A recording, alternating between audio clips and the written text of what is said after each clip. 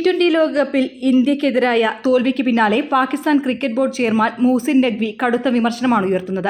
അനാവശ്യ വിവാദങ്ങൾക്ക് ടീമിനെ നഖ്വി എറിഞ്ഞുകൊടുത്തെന്നും ടീമിന് വേണ്ടത്ര ആത്മവിശ്വാസം ഉണ്ടായിരുന്നില്ലെന്നും മുതിർന്ന താരങ്ങൾ തന്നെ തുറന്നടിച്ചു. അതേസമയം പാകിസ്ഥാന്റെ പരാജയം മനസ്സിലാക്കിയ നഖ്വി മത്സരം തീരും മുൻപേ സ്ഥലം വിട്ടെന്നാണ് റിപ്പോർട്ടുകൾ.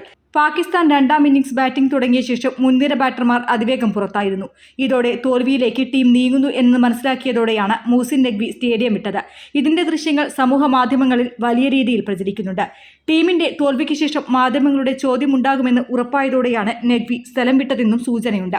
ഇന്ത്യക്കെതിരായ മത്സരത്തിൽ നിന്നും പിന്മാറുമെന്നുള്ള മൂസിൻ നഖ്വിയുടെ പ്രഖ്യാപനവും പിന്നീട് ICCക്ക് വഴങ്ങി മത്സരം കളിക്കാമെന്ന് സമ്മതിച്ചതുമൊക്കെ ടീമിന്റെ ആത്മവിശ്വാസം തകർത്തെന്നാണ് പ്രധാന വിമർശനം. മത്സരം കാണാൻ തുടക്കത്തിൽ തന്നെ സ്റ്റേഡിയത്തിലെത്തുകയും പാക് ഇന്നിംഗ്സ് തകർച്ചയിലേക്ക് നീങ്ങിയപ്പോൾ അവിടെ നിന്ന് രക്ഷപ്പെടുകയും ചെയ്ത മൂസിൻ നഖ്വിക്കെതിരെ വലിയ വിമർശനമാണ് ഉയരുന്നത്. PCB ചെയർമാൻ മൂസിൻ നഖ്വിയെ കഴിവില്ലാത്തവനും അജ്ഞനും എന്നുമാണ് മുൻ പാക് ക്രിക്കറ്റർ ഷോയിബ് അക്തർ വിമർശിച്ചത്. News desk media vision.